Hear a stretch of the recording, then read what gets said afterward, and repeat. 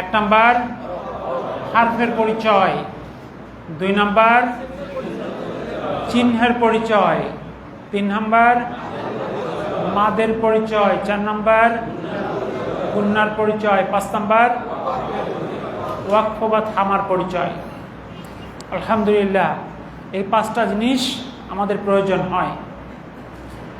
তাহলে 1 নাম্বার হারফ বা বর্ণের পরিচয়। আরবিতে মোট কতগুলো বর্ণ আছে? উচ্চারণের দৃষ্টিতে এই 28টি বর্ণ কয়টা জায়গা থেকে উচ্চারিত হয়? 15টি। আমরা একটা বর্ণকে মোট কয়টা প্রশ্ন করব? প্রথম প্রশ্ন কোথা হতে, 2 নাম্বার কিভাবে। আমরা প্রথমে 1 নম্বর প্রশ্নের উত্তর বলেছিলাম সবাইকে যে 30 সেকেন্ড থেকে 1 মিনিটে বলার চর্চা করা। আপনারা কি চর্চা করেছেন?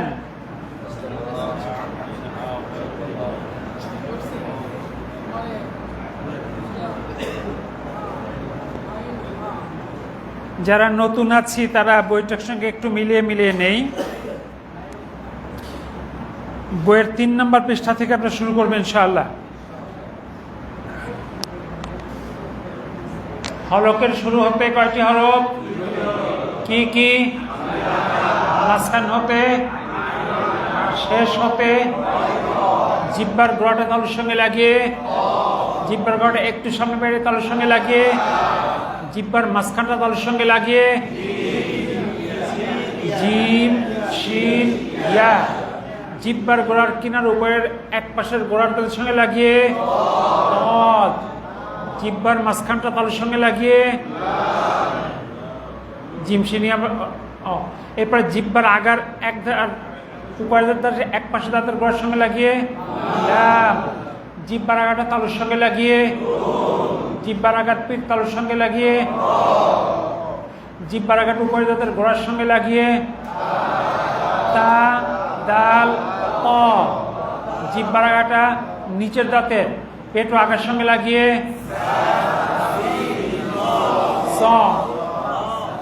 আপনারা সবাই একটু সামনে সামনে আগে বসেন। নতুন যারা আসতেছে পার হয়ে আসার থেকে সবাই একটু একটু আগে আসেন।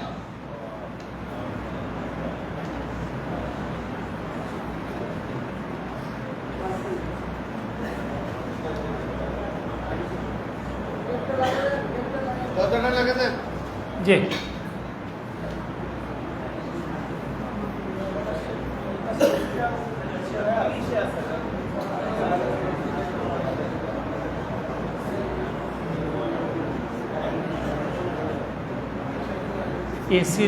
এসির টেম্পারেচারটা 30 হয়ে আছে।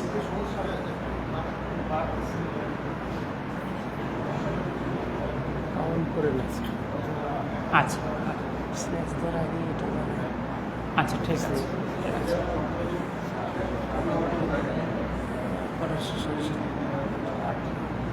স্ন্যাক্স হলো এই শেষ করে 7টা, 7টা থেকে 6-7টা।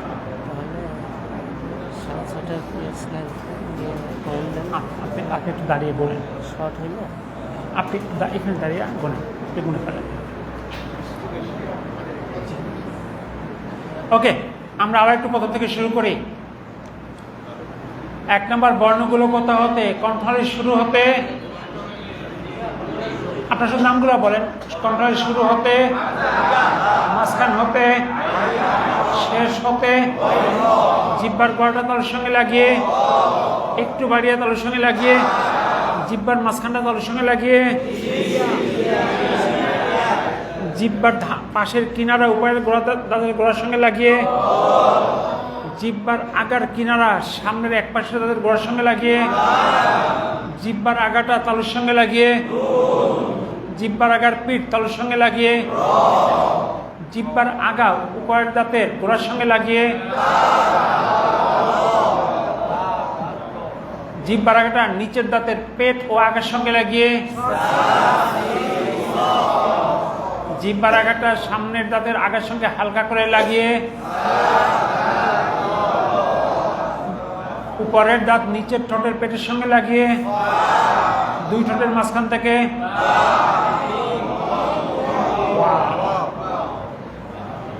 এই কথাটুকু যদি আপনারা 30 সেকেন্ড থেকে 1 মিনিটের মধ্যে বলতে পারেন তাহলে কি হবে, আপনার সেট হয়ে যাবে।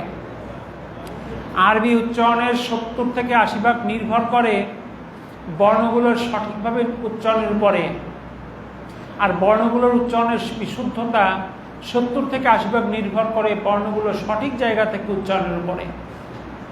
আপনি সঠিক জায়গা থেকে যদি না আসে তাহলে আপনি যত চেষ্টা করবেন ওটা সঠিকতা আসবে না। তাহলে আপনাকে এইভাবে আরেকবার আমি একা একা বলি, এইভাবে বলার চেষ্টা করবেন। কণ্ঠনালী শুরু হতে হামজা, মাঝখান হতে আইন হা, শেষ হতে গয়ন খ। জিব্বার গড় তালুর সঙ্গে লাগিয়ে কপ, একটু সামনে বাড়িয়ে তালুর সঙ্গে লাগিয়ে কপ। জিব্বার মাঝখানটা তালুর সঙ্গে লাগিয়ে জিম শিন ইয়া। জিব্বার গোড়ার কিনারা উভয় দাঁতের গোড়ার সঙ্গে লেগে দত। জিব্বার আগার কিনারা উপরের এক পাশের দাঁতের গোড়ার সঙ্গে লেগে লাম। জিব্বার আগাটা তালুর সঙ্গে লাগিয়ে নুন। জিব্বার আগার পেট তালুর সঙ্গে লাগিয়ে র। জিব্বার আগাটা উপরের দাঁতের গোড়ার সঙ্গে লাগিয়ে তা দাও ত।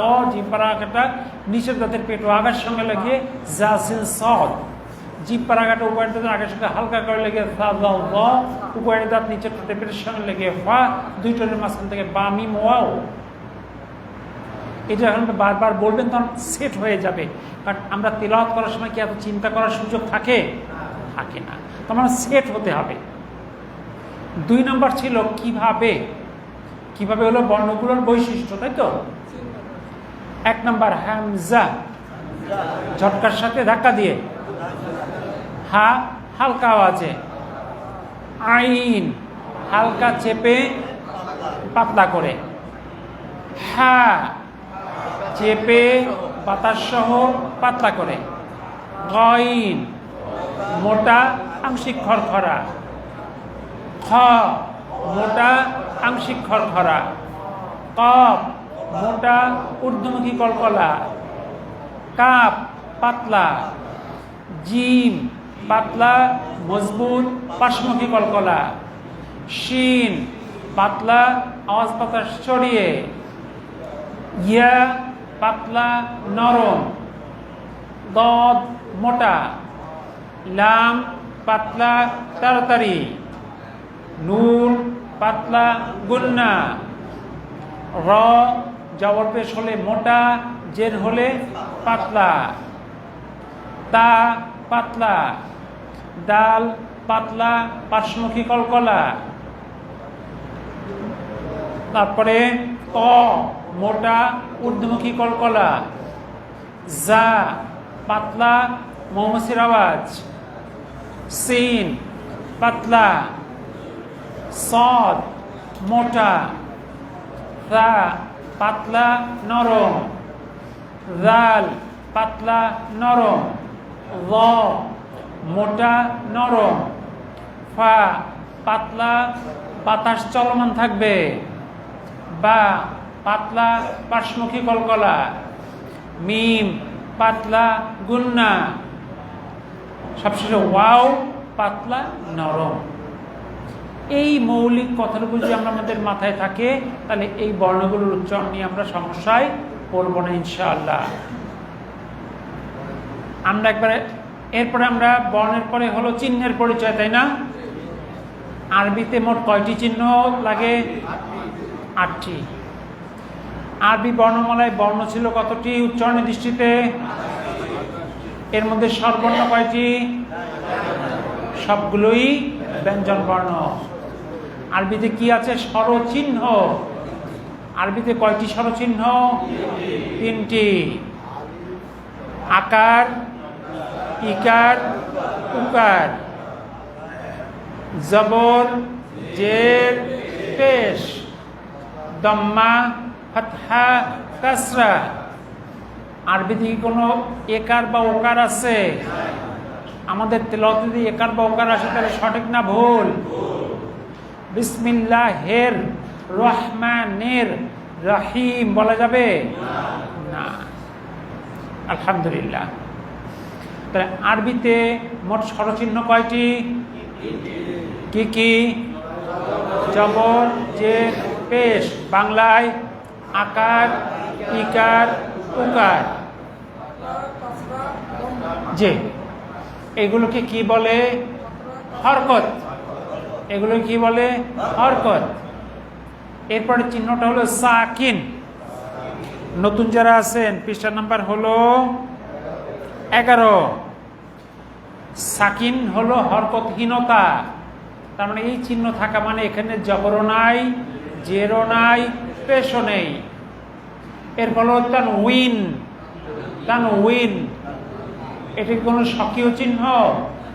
না, এটা হলো হরকতের সাথে নুন সাকিন যোগ করা। আমি নুন সাকিন লিখব না, চিহ্নের মাধ্যমে প্রকাশ করব। আ এর সাথে নুন সাকিন হয় আন, ই নুন সাকিন যোগ করা হয় ইন, উ নুন সাকিন যোগ করা হয় উন, আন ইন উন। ঠিক আছে, তাহলে এইকে বলা হয় তানউইন। তানউইন আসল উচ্চারণ তানবিন না, কিন্তু তানউইন, ওয়াজের উই, তানউইন, তানউইন, তানউইন। সব শেষ হলো তাসদীদ বা সাদ্দা। এটাও একটা রাইটিং কৌশল। পাশাপাশি একই বর্ণ দুইবার পাশাপাশি এসেছে, আমি দুইবার লিখবো না, একবার লিখেই প্রকাশ করব। এর নামই হলো তাসদীদ বা সাদ্দা।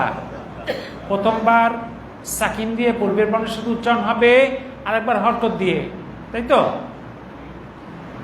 আমরা শুধু স্বরচিহ্ন দিয়ে বর্ণগুলো একবার চর্চা করব।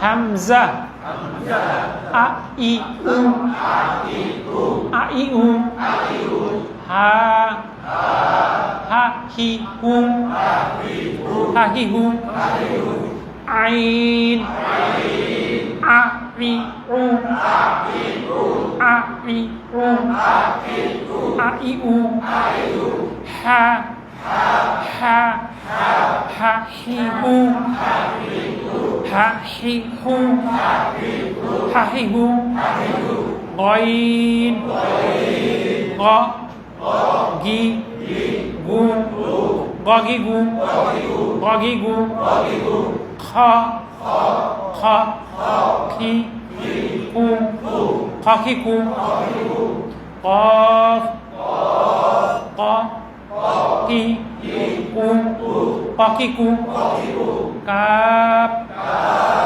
কা কি কু, কাকি কু, জিম যা জি জু, জাজি জু, শিন শা শি শু, শাশি শু, ইয়া ইয়া ই ইউ, ইয়া ই ইউ, ইয়া ই ইউ, দদ দ দি দু, দদি দু, লাম লা লি লু, লালি লু, নুন না নি নু, নানি নু, র র র রি রু, ররি রু, ররি রু, তা তা তি তু, তাতি তু, দাল দা দি দু, দাদি দু, প ত। মোটা হরফগুলোর জন্য বলেছিলাম জিহ্বাটা একটু লম্বা লম্বিভাবে ভাঁজ করব, জিহ্বার আগাটা যথাস্থানে লাগিয়ে রাখবো, উচ্চারণটা একটু উপরে আনার চেষ্টা করবো, তাহলে মোটা হবে। আর পাতলা হরফ হবে, জিহ্বা থাকবে ফ্ল্যাট। ত ত ত, অনেকের মুখটা কিন্তু ত এরকম হয়ে যায়, মুখটা থাকবে স্থির। ত ত ত তি তু, ততি তু, ততি তু, ততি তু, যা যা যা যা জি জু, জাজিজু, জাজিজু, জাজিজু, জাজা জাজা জাজা, জাযাকাল্লাহু খায়রান।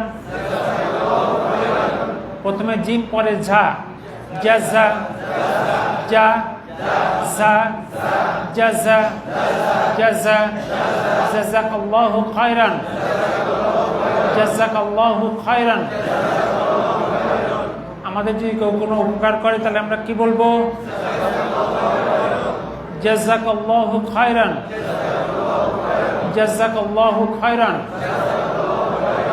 যদি কোনো বন উপকার করে জাযাকিল্লাহু খায়রান জাযাকিল্লাহু খায়রান। আমাদের যদি অনেক মিলে উপকার করে জাযাকুমুল্লাহু খায়রান জাযাকুমুল্লাহু খায়রান। আমরা পরবর্তীতে শিখব পুরুষ একজন হলো কা, মহিলা একজন হলে কি, আর বহুবচন হলে কুম। ঠিক আছে? তাহলে জাযাকাল্লাহ জাযাকিল্লাহ জাযাকুমুল্লাহ। এরপরে সিন সা সি সু সাসিসু সাসিসু صاد ص সি সু সসিসু ফা নরম করে ফা ফা ফি ফু ফাফিফু যাল যা জি যু যাবিযু য য। প্রত্যেকটা মোটা হরফ জিহ্বাটা ভাঁজ করবেন। য য য য জি যু যাবিযু যাবিযু ফা ফা ফা ফা ফি ফু ফাফিফু ফাফিফু ফাফিফু বা বা বা বি বু বাবিবু বাবিবু মা মা মি মু মামিমু মামিমু ওয়া ওয়া উই উই উই না বি উই উই উচ্চারণ ঠোঁটে থাকে উই উই উ ওয়া উই উ ওয়া উই উ ওয়া উই উ ওয়া উই উ ওয়া উই উ ওয়া উই উ ওয়া উই উ। পাঁচটা, এর মধ্যে পাঁচটা হরফ হলো কলকলার। পাঁচটা হরফ হলো কলকলা। কলকলা মানে প্রতিধ্বনিত হওয়া। এই দিকটা ফাঁকা আছে, আপনারা কেউ একটু চাইলে এদিকে আসতে পারেন, যে যারা আসতেছে ঢুকতে পারেন, ঢোকাটাই কষ্ট। বাম দিকটা ফাঁকা আছে। ওকে, এরপরে তাহলে কলকলা হরফ কয়টি? পাঁচটি। এর মধ্যে মোটা হরফ কয়টি? দুইটি, কফ ত। মোটা হরফে কলকলা হলো ঊর্ধ্বমুখী। আক আক আক আক আত আত আত। সাকিন দিলে একটা মানে জাম্পিং ফরমেশন আসবে আর কি, কিন্তু ঊর্ধ্বমুখী। আর পাতলা হরফে কলকলা হলো পার্শ্বমুখী। আজে আজে আজে আদে আদে আবে আবে, মনে যাবে একটু স্লিপ কাটবে। এই মূলত হলো বর্ণ। এরপরে মাদ। আমি গত ক্লাসে একটু মানে লাস্ট ক্লাসগুলো ক্লাস করেছিলাম। আমরা মাদের যতগুলো নাম পড়ি, আমরা যখন তেলাওয়াত করি, কেউ কি কখনো এই নামগুলো মনে করি? তেলাওয়াতের সময় থেমে থেমে চিন্তা করি এই মাদের নাম কি, এই মাদের নাম কি? তার মানে নামগুলোর কোনো ব্যবহারিক দিক নাই। আমরা তেলাওয়াত করি অভ্যস্ততার মাধ্যমে। তো তাই যদি হয়, যারা একাডেমিক পড়াশোনা করে না, অর্থাৎ একাডেমিক্যালি যারা মাদ্রাসায় পড়ে না, তাদের কি এতগুলো নাম শেখানোর কোনো যৌক্তিক কারণ আছে? বরং একজন সিনিয়র মানুষকে দিয়ে এতগুলো নাম মুখস্থ করতে বলা হয়, সে তো বলতে ওরে বাবা, কোরআন সহজ না কঠিন? প্রমাণ আল্লাহ বলছেন ওয়ালাকাদ ইয়াসসারনাল কুরআনা লিযিকরি ফাহাল মিন মুদ্দাকির, আমি কোরআনকে সহজ করে দিয়েছি, কি আছে উপদেশ গ্রহণ করার। এখন যদি কোনো ব্যক্তি বলে কোরআন কঠিন, তাহলে সে আল্লাহর এই কথার সাথে একমত পোষণ করলো না দ্বিমত?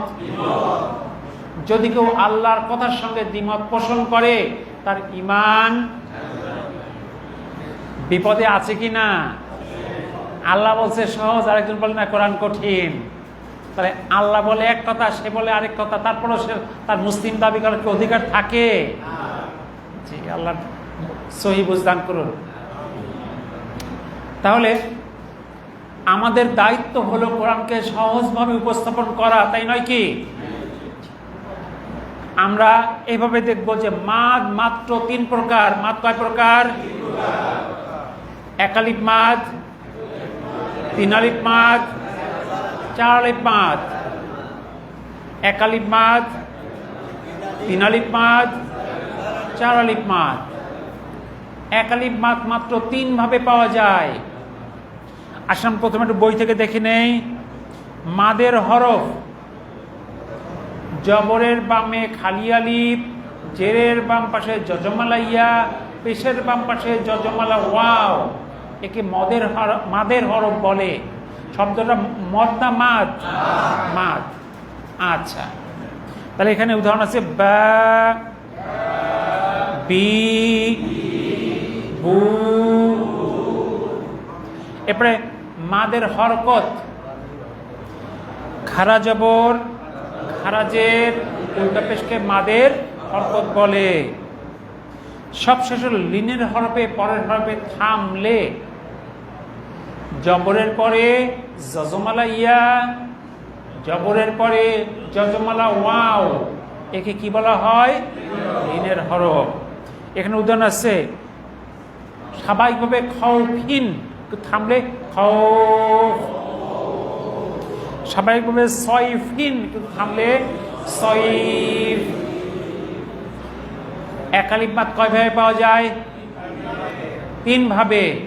মাদের হরফ, মাদের হরকত, লিনের হরফের পরের হরফে থামলে। আবার এক আলিফ মাদ কয় ভাবে পাওয়া যায়? 1 নাম্বার, 2 নাম্বার, 3 নাম্বার। এই কথাটা সবার কাছে ক্লিয়ার? এখানে তো সবাই তেলাওয়াত করতে পারেন, তারপরে চর্চাটা কেন করানো হচ্ছে? আপনাদের টিচার বানানোর জন্য, আপনাদের টিচার বানানোর জন্য। আমরা প্রমাণ করব যে কোরআন পড়তে শেখানোর জন্য 3 থেকে 4 ঘন্টার বেশি সময় লাগে না। 3 থেকে 4টা ক্লাসের মধ্যে একজন বুঝমান মানুষকে, ছোট বাচ্চা না, একজন বুঝমান মানুষকে 3 থেকে 4 ঘন্টার মধ্যে কোরআনে প্রবেশ করানো যায় ইনশাআল্লাহ। তাইলে মাদের এক আলিফ মাদ আমরা 3 ভাবে পাই, তাই তো? 1 নাম্বার মাদের হরফ, 2 নাম্বার মাদের হরকত, 3 নাম্বার পরের হরফে থামলে। 3 আলিফ মাদ মাত্র 2 ভাবে পাওয়া যায়।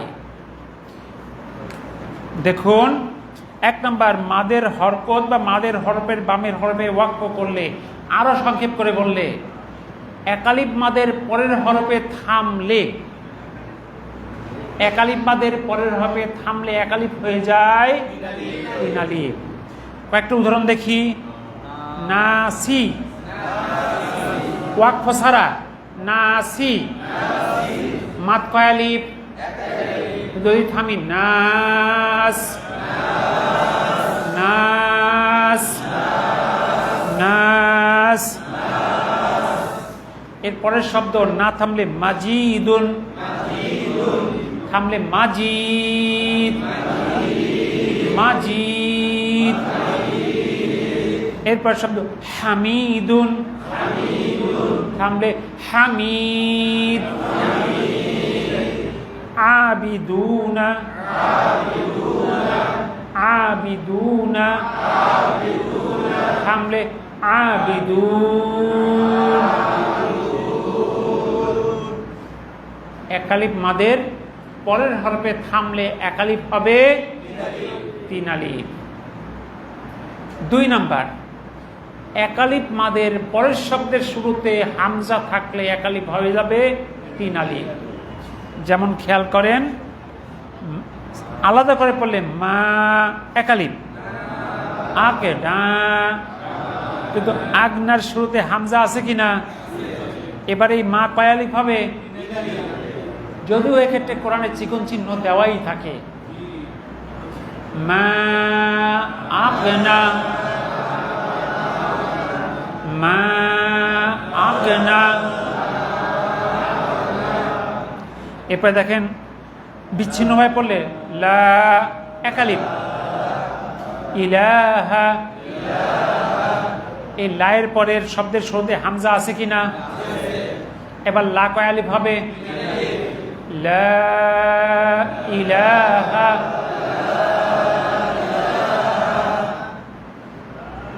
অনেক বইতে লেখা আছে মানে খারা হামজা বা আলিফ, কিন্তু কিছু কিছু মুসহাফ আছে যেখানে এই আলিফটাকে গোল হামজা দিয়েও লেখা আছে। এই জন্য খারা আলিফ পড়লে একটু প্যাঁচ লাগবে। তাহলে আমরা কি বলবো? এক আলিফ মাদের পরের শব্দের শুরুতে যদি হামজা থাকে তাহলে এক আলিফ কয় আলিফ হবে? 3 আলিফ। 3 আলিফ কয় ভাবে পাওয়া যায়? 1 নাম্বার, এক আলিফ মাদের পরের হরফে থামলে, এক আলিফ মাদের পরের হরফে থামলে। 2 নাম্বার, এক আলিফ মাদের পরের শব্দের শুরুতে হামজা থাকলে। এটুকুই কথা। এবার 4 আলিফ মাদ। এখন আরেকটা কথা ছিল, এক আলিফ মাদ কতক্ষণ? কোনো স্ট্যান্ডার্ড মাপ নাই, ন্যূনতম 2 হরকত, ন্যূনতম 2 হরকত।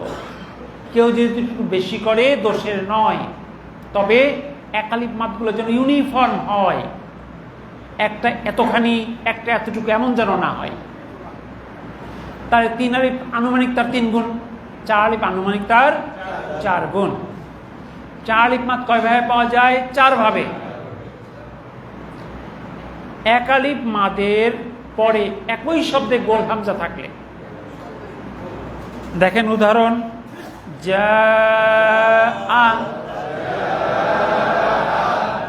যা আ, শা আ, শা আ। এই উপরের চিহ্নটাকে বলে মোটা চিহ্ন। এই চিহ্ন আমাদের এই অঞ্চলের মুসাফগুলোতে দেওয়া থাকে, আরবের মুসাফে সাধারণত পাওয়া যায় না। আপনি যদি বেসিক কিছুটা না জানেন তাইলে ওই মুসাফগুলো পড়তে আপনার কষ্ট হবে। 2 নাম্বার, একই শব্দে এক আলিফ মাদের পরে তাসদীদ থাকলে, হাজ্জাতুন, হাজ্জাতুন। 3 নাম্বার, একই শব্দে এক আলিফ মাদের পরে সাকিন থাকলে, আল আনা, আল আনা। এই প্রথম 3টাকে আপনি এক কথায় নিয়ে আসতে পারেন। এক আলিফ মাদের পর একই শব্দে তাসদীদ, গোল হামজা এবং সাকিন থাকলে, এক আলিফ মাদের পরে একই শব্দে গোল হামজা, তাসদীদ ও সাকিন থাকলে। তো 3টা কথা এক কথায় চলে আসলো। এরপরে সূরার শুরুতে যখন বর্ণগুলো থাকে, মূলত যে বর্ণগুলো 3 বর্ণ দিয়ে লেখা লাগে সেগুলো 4 আলিফ টেনে পড়তে হয়। আলিফ লাম মিম,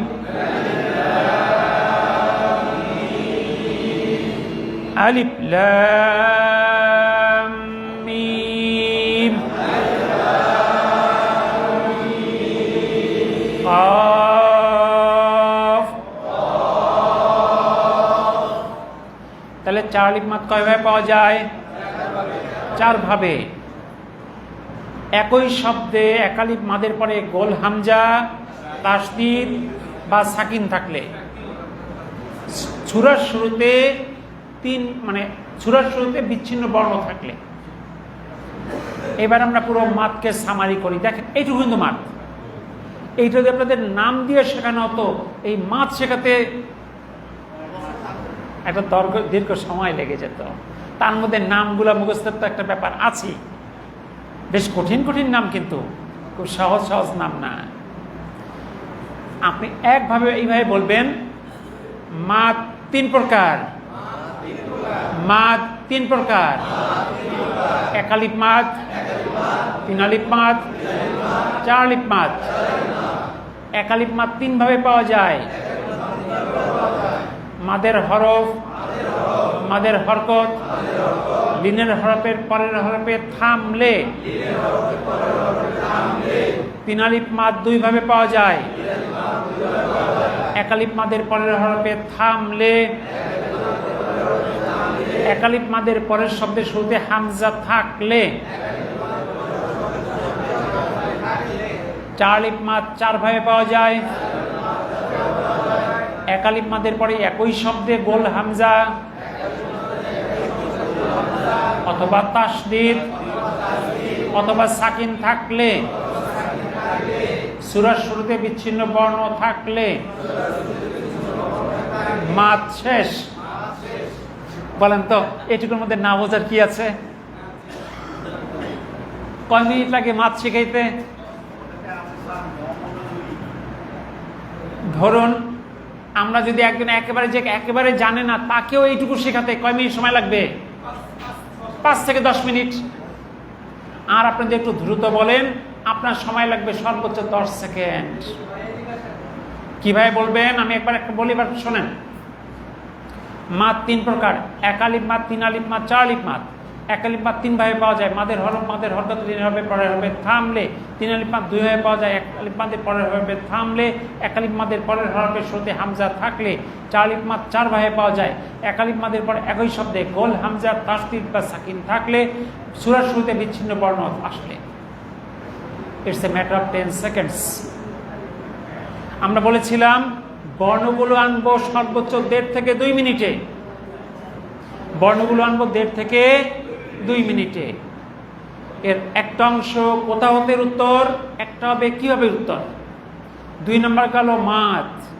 এবার 3 নম্বর আসি গুন্না। গুন্নাটাও আমরা এরকম 10 থেকে 20 সেকেন্ডের মধ্যে নিয়ে আসবো ইনশাআল্লাহ। গুন্না 3 প্রকার, গুন্না 3 প্রকার।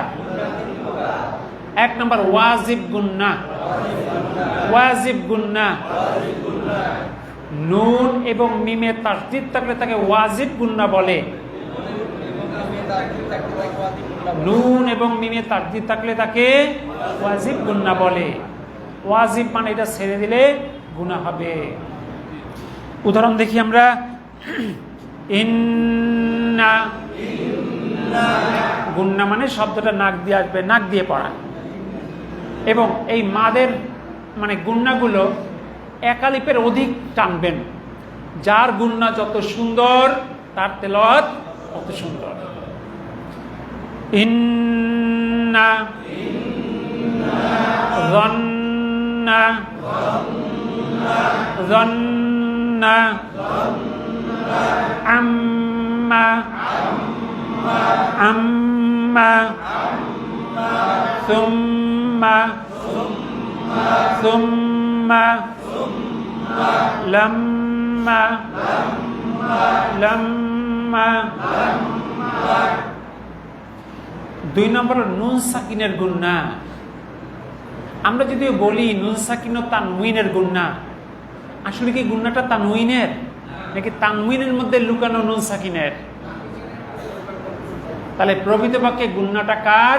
নুন সাকিনের গুন্না। 3 নম্বর হলো মিম সাকিনের গুন্না। তাহলে গুন্না কয় প্রকার? 1 নম্বর ওয়াজিব গুন্না, 2 নম্বর নুন সাকিন বা তানউইনের গুন্না। আমরা বোঝার জন্য তানউইন বলছি, কিন্তু প্রকৃতপক্ষে দুটা নুন সাকিনের গুন্না। 3 নম্বর হলো মিম সাকিনের গুন্না। নুন সাকিনের গুন্না মাত্র মানে ওয়াজিব গুন্না মাত্র 2টি, নুনে তাসদীদ, মিমে তাসদীদ। এবার নুন সাকিন বা তানউইনের গুণটা একটু দেখে তারপর সামারি করব। খেয়াল করুন কি বলেছে? নুন সাকিন বা তানমিনকে গুণনা করে পড়তে হয়। এই যে আমরা ইকফার 15টি হরফ মুখস্থ করি, এইভাবে 15টি হরফ মুখস্থ করে ধরে রাখা কি সহজ? আপনি দেখেন মুখস্থ না করে কত সহজে এটা আনা যায়। যেহেতু গুণনাই হলো অধিকাংশ, গুণনা ছাড়া মাত্র কয়েকটা।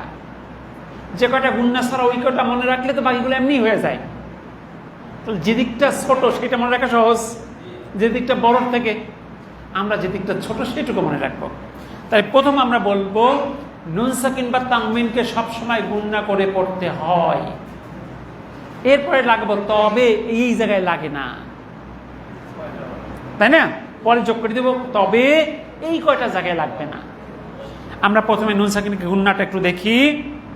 এক নম্বর কি আছে? আংতা, আংতা। নুন সাকিনের গুণনা এক একটা এক এক রকম হয়। এই যে আং বলতে জিহ্বাটা আপনার তায়ের জায়গায় চলে যাবে, পরবর্তী হরফের কারণে উচ্চারণ সাউন্ডটা একটু কম বেশি হয়। আংতা, ইংদাকা, ইংদাকা, লিমান দল্লা, লিমান দল্লা, মান শাকার, মান শাকার, মান শাকার, মিন ক্বাবলিকা, মিন ক্বাবলিকা। পায়ে কিন্তু কলকল আছে। মিন ক্বাবলিকা, মিন ক্বাবলিকা, ইয়ানকালিবু, ইয়ানকালিবু, ইয়ানকালিবু। তাহলে প্রথম কথা হলো নুন সাকিন বা তানমিনকে সবসময় গুণনা করে করতে হয়। তবে নুন সাকিন বা তানমিনের পর কণ্ঠনালীর যে কোনো একটি হরফ আসলে গুণনা করা যাবে না। অনিশ্বরটাই প্রধানত, অনিশ্বরটাই প্রধান। অর্থাৎ আপনি মুখটা বন্ধ করে সাউন্ডটা নাক দিয়ে আনবেন, তাহলে এখন যেটা আসে আপনি মুখটা বন্ধ করে নাক দিয়ে আনেন, বাংলা চিন্তাই করা লাগবে না। আংতা, এখানে উচ্চারণটা উমর মতো, বাংলায় লিখতে গেলে উমর মতো আসবে, অং দিয়া হবে না। এই জন্য এক এক জায়গায় কিন্তু একটু ভেরি করে, একেবারে সরাসরি আপনি বাংলা দিয়ে বলতে পারবেন না। জি, এবার আসি আমরা। তাহলে কণ্ঠনালীর হরফ কয়টি? কি কি? খুব সহজে মনে রাখা যাবে। এরা যদি আসে তাহলে গুণনা করা যাবে না। একটু উদাহরণ চর্চা করি। মান আযিনা, মান আযিনা। এখানে নুনটা স্পষ্ট করে উচ্চারণ হবে, বলা যাবে মান আযিনা বলা যাবে না। ফালা তানহার, ফালা তানহার, সামিউন আলিম। আইনের কারণে গুণনা হলো না। সামিউন আলিম। লিমান খাশিয়া, লিমান খাশিয়া, লিমান খাশিয়া। আজরুন গায়রু, আজরুন গায়রু। প্রথমে আমরা একটু উদাহরণ সহ দেখে পরে সামারি করব। সামারি করে 10 থেকে 15 সেকেন্ড বা 20 সেকেন্ডের মধ্যে নিয়ে আসবে ইনশাআল্লাহ। এরপর নুন সাকিন বা তানমিনের পরে একই শব্দে যদি ওয়া বা ইয়া আসে তাহলে আবার গুণনা হয় না। এখানে শব্দ হলো একই শব্দে। কি আছে? দুনিয়া, দুনিয়া, বুনয়ানুন, বুনয়ানুন, কিনওয়ানুন, কিনওয়ানুন, সিনওয়ানুন, সিনওয়ানুন সিনওয়ানুন। তাহলে আমরা পেলাম নুন সাকিন বা তানউইনের পরে কণ্ঠনালী 6 হরফ আসলে গুণনা করা যাবে না। নুন সাকিন বা তানউইনের পরে একই শব্দে ইয়া এবং ওয়াও আসলে গুণনা করা যাবে না। এরপর আবার নুন সাকিন বা তানউইনের পর অরূপী শব্দের শুরুতে 6টি হরফ আসলে ওই হরফে তাসদীদ দিয়ে মিলিয়ে পড়তে হয়। এর মধ্যে আবার দুটা ভাগ, যদি র বা লাম থাকে তাহলে গুন্না ছাড়া, র বা লাম থাকলে গুন্না ছাড়া। কোরআনে এক্ষেত্রে তাসদীদ দেওয়াই থাকে, যেমন মির রব্বিকুম, এই যে নুন সাকিনের পরে র আসার কারণে রয়ে তাসদীদ দিয়ে মিলিয়ে পড়লাম, তবে গুন্না ছাড়া। মির রব্বিকুম মির রব্বিকুম মির রব্বিকুম মির রুসুলিনা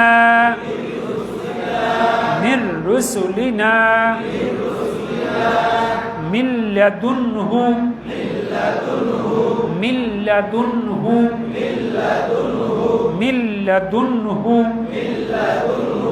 খায়রুল লাকুম খায়রুল লাকুম খায়রুল লাকুম। তাহলে নুন সাকিন বা তানউইনের পরবর্তী শব্দের শুরুতে 6টি বর্ণ যদি আসে তাসদীদ দিয়ে মিলিয়ে পড়তে হয়। এর মধ্যে 2টা গুণনা সহ, 2টা গুণনা ছাড়া, 4টা গুণনা সহ। সেই 4টা কোনটা? নুন ওয়াও মিম ইয়া, নুন ওয়াও মিম ইয়া, নুন ওয়াও মিম ইয়া। এবার আসি মাইয়াশা।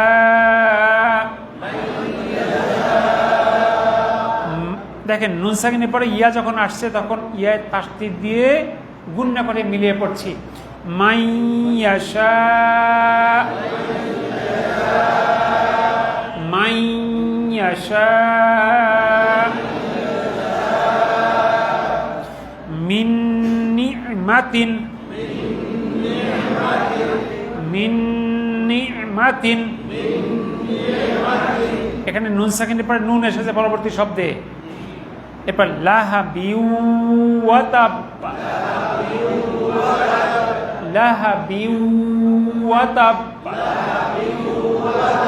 এখানে ওয়াও এসেছে। এরপরে হাবলুম মিম মাসাদ, হাবলুম মিম মাসাদ। তাহলে এখানে দুটোই মিম আসছে।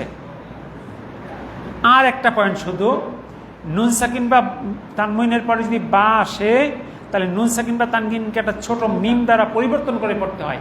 এখানে কোরআনে একটা মিম দেওয়াই থাকে, যেমন বিজামবিহিম। এখানে নুন সাকিনের পরে বা আসার কারণে নুন সাকিনটাকে উচ্চারণ করতে হবে মিম, অর্থাৎ নুন সাকিনটা মিম দিয়ে রিপ্লেস হবে। বিজামবিহিম বিজামবিহিম বিজামবিহিম লায়ুমবাযান্না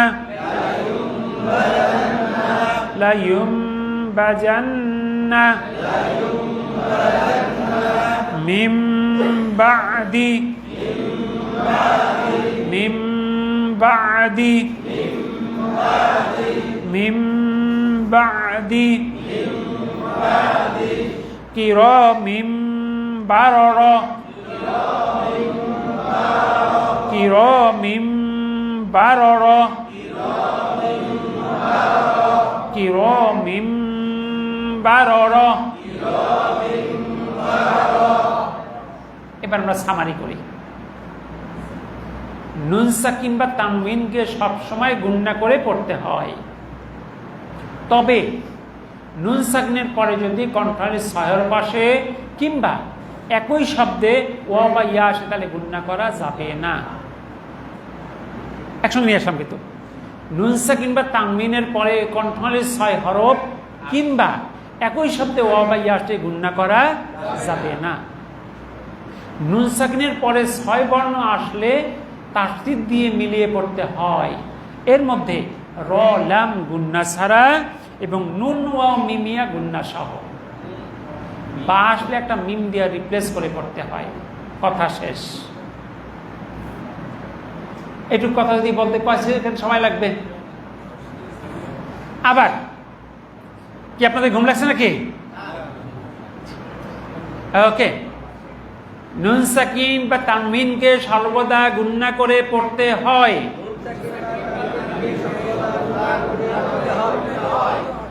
তবে নুন সাকিন পরে যদি কণ্ঠনালীর 6 হরফ অথবা একই শব্দে ওয়া বা ইয়া আসে গুণনা করা যাবে না। নুন সাকিনের পরে 6টি বর্ণ আসলে তাসদীদ দিয়ে মিলিয়ে পড়তে হয়। র এবং লাম হলে গুণনা ছাড়া, নুন ওয়া মিম ইয়া হলে গুণনা সহ। নুন সাকিনের পরে বা আসলে মিম দিয়া পরিবর্তন করে পড়তে হয়। নুন সাকিনের গুণনা শেষ। এরপর মিম সাকিনের গুণনা। এবার গুণনা হর বড় হরফ কম, গুণনা না হওয়ার হরফ বেশি। আমরা হর হরফটা মনে রাখবো। জি, গুণনা শেষ করে দেবো আজকে, গুণনা দিয়ে শেষ করবো। আপনি এটা আমি তো পদ্ধতি দেখাই দিচ্ছি, আপনি নিজে চর্চা করলেই পারবেন।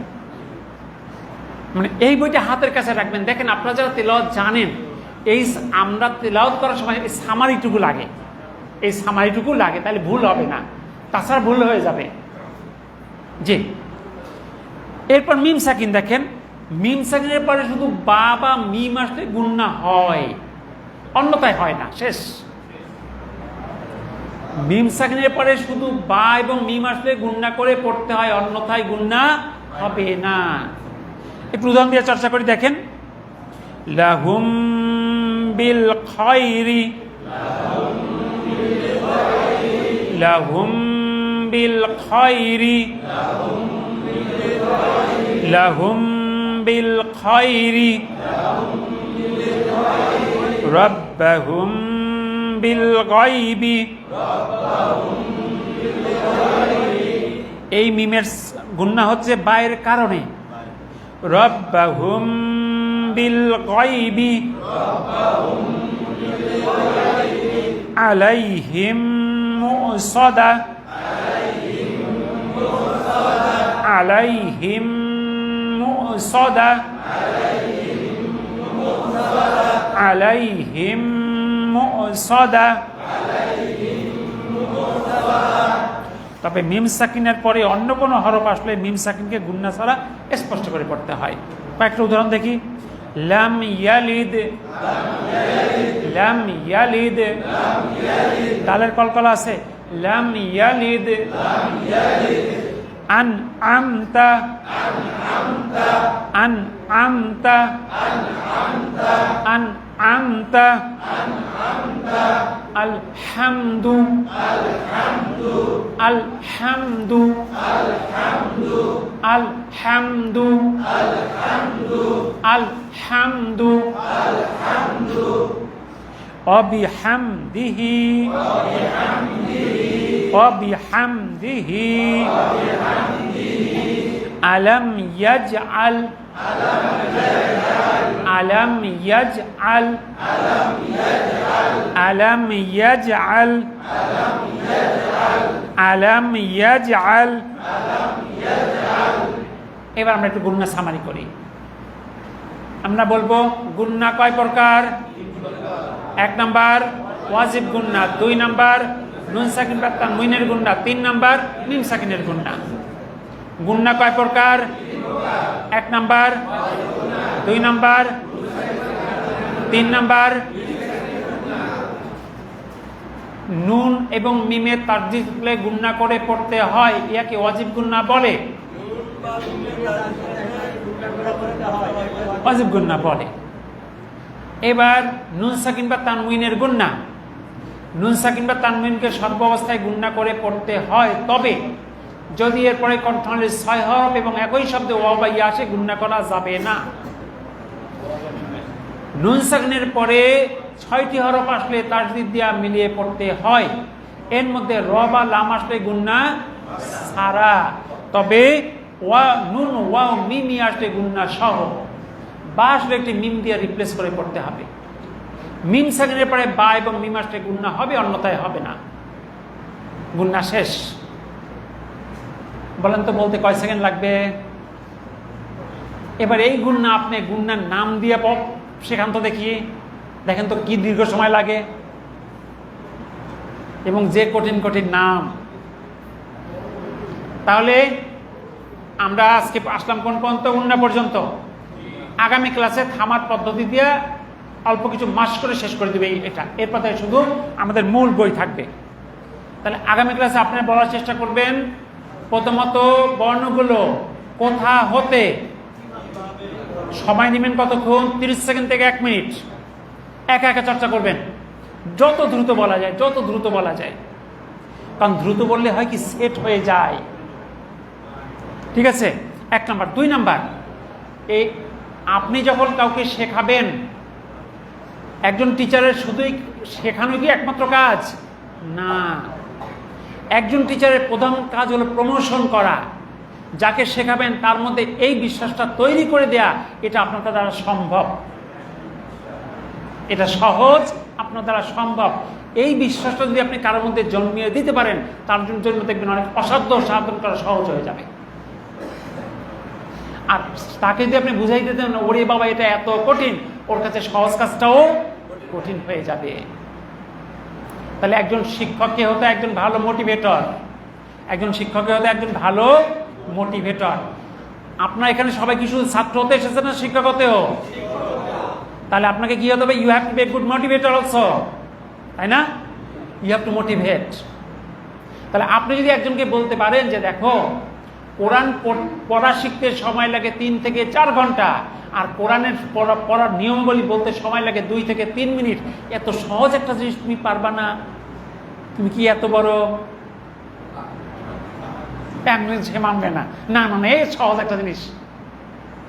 আরেকজন 70 বছর বয়সে কোরআন পড়তে শেখে নেই, যে কোনো কারণে শেখেনি, তাকে যদি বলেন কোরআন পড়া শিখতে লাগবে আপনার 2 মাস, ওর অবস্থা খারাপ হয়ে যাবে কিনা? আর ওই নাম মুখস্থ করতে দিলে দ্বিতীয় দিন বলবে না এটা আমার দ্বারা এই বয়সে সম্ভব না। আমরা এই তেলাওয়াতের সময় কেউ কোনোদিন কোনো গুণনার নাম মনে করি? আপনারা সবাই তেলাওয়াত করতে পারেন, কয়জনের গুণনার নামগুলো ভালোভাবে মুখস্থ আছে? জি, তাহলে বলেন তো এভাবে শেখানো একজনের সহজ হবে না ওইভাবে নাম টাম দিয়ে শেখানো সহজ হবে? তাহলে আগামী ক্লাসে প্রথম বলবেন কোথা হতে, 2 ভাবে বলবেন কিভাবে, 3 নাম্বার হলো মাদ, 4 নাম্বার গুন্না। প্রথম 2টার জন্য 1.5 থেকে 2 মিনিট, মাদে 10 সেকেন্ড, গুন্নায় 10 থেকে 15 সেকেন্ড। আমরা পুরো সিস্টেমটাকে নিয়ে আসবো 3 মিনিটের মধ্যে ইনশাআল্লাহ। এখন আমাদের 5 থেকে 10 মিনিট একটা স্ন্যাক্স বিরতি, টিফিন ব্রেক, একটা অন্যরকম মানে একটা মানসিক চেঞ্জ জানে, তাই না? টিফিন ব্রেক, সে যে বয়সী হোক না কেন, তবে সময়টা সেভ করবো, এরপর আমরা চলে আসবো মূল ক্লাস ইনশাআল্লাহ। জি, টিফিন ব্রেক।